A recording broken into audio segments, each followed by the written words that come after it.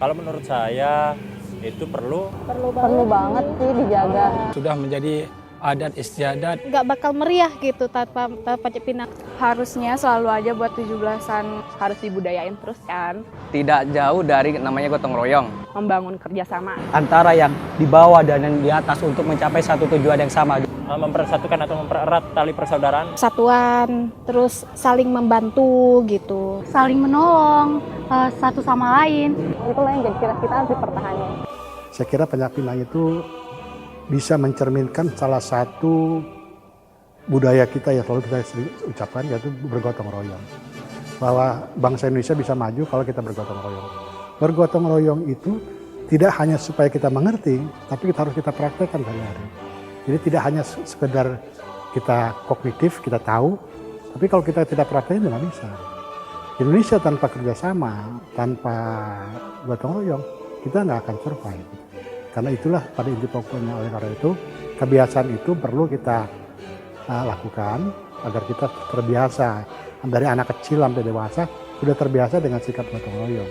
Panjat Pinang pun ada yang mengatakan itu tidak baik karena ada terjadi kekerasan atau bagaimana di permainan itu. Dan terutama di Indonesia itu kan kekerasan itu terjadi karena perasaan diperlakukan tidak adil. Itulah yang menjadi sebab daripada gotong royong itu kemudian menjadi sirna.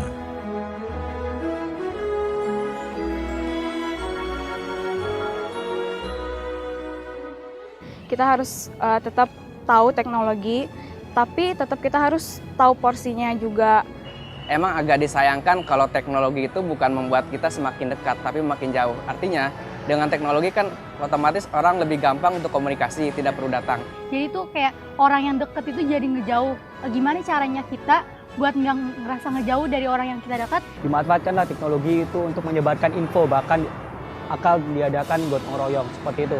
Kita tidak bisa melupakan yang namanya itu musyawarah, gotong royong, karena dengan kita adanya gotong royong, Terciptanya suatu perkumpulan yang sifatnya positif ya. Terus kalau kita nggak ngajak untuk gotong royong, misalnya seperti bersih-bersih di lingkungan, jadi nggak ada kebersamaan. Sopan santun, gotong royong, kerjasama itu penting banget karena itu tuh mencerminkan budaya bangsa Indonesia banget. Kalau kita sampai kehilangan semua nilai budaya tadi, maka ketahanan bangsa kita akan lumpuh.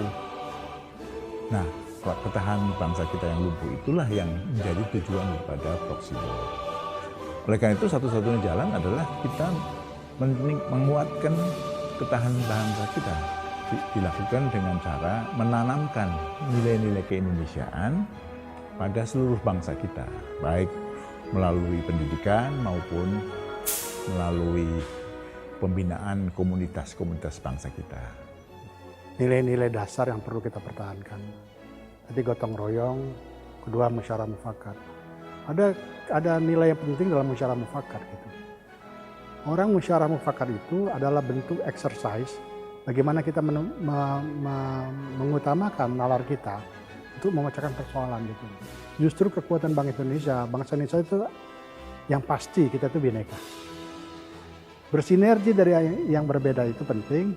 Jangan sampai seolah-olah kemajuan teknologi, elektronik dan segala macam itu bisa menggantikan sinergi itu.